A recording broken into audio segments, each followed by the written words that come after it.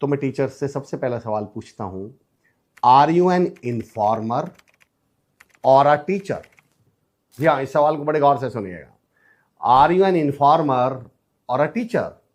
तो सबसे पहला क्रॉस क्वेश्चन आता है, sir what does it mean, इसका मतलब क्या है सर? तो मैं लोगों से सवाल पूछता हूं, मैं मैथ के टीचर से सवाल पूछता हूं कि आप 2+2 और 2 4 पढ़ा रहे हैं, इसमें आपका क्या रोल है? क्या आपके जन्म से पहले 2 और 2 3.5 थे, फिर आपने जन्म लिया कि भाई अब मेरा जन्म हो गया 2 और 2 4 कर दो? मेरा इंग्लिश के टीचर से सवाल है, आप डॉग माने कुत्ता पढ़ा रहे हैं, मैं डॉग माने कुत्ता पढ़ा रहा हूं, इसमें मेरा रोल क्या है? क्या मेरे जन्म से पहले डॉग माने बिल्ली होता था, फिर मैंने जन्म लिया और मैंने सरकार से कहा कि सर अब अमर चौधरी का जन्म हो चुका है, डॉग माने कुत्ता कर दो?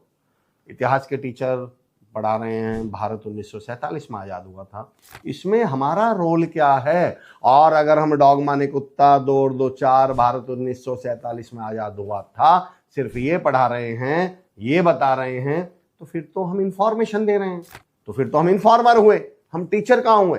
तो अब सवाल उठता है कि सर फिर टीचर क्या होता है? समझिएगा दोस्तों, मेरा ये मानना है साथियों, एज अ टीचर हमारे 2 ही काम हैं। पहला आई मतलब अपने सब्जेक्ट को इंटरेस्टिंग बनाना, और दूसरा एस मतलब अपने सब्जेक्ट को सिंप्लीफाई करना। और अगर मैं उस पढ़ाई को जो मैं बच्चे को पढ़ा रहा हूं, उस दूध को जो मैं बच्चे को देना चाहता हूं, उस पढ़ाई को जो मैं बच्चे को पढ़ा रहा हूं, और अगर मैंने उसको इंटरेस्टिंग और सिंप्लीफाई नहीं किया, तो फिर मैं इन्फॉर्मर हूं, फिर मैं इंफॉर्मेशन दे रहा हूं, मैं टीचर कहाँ हुआ?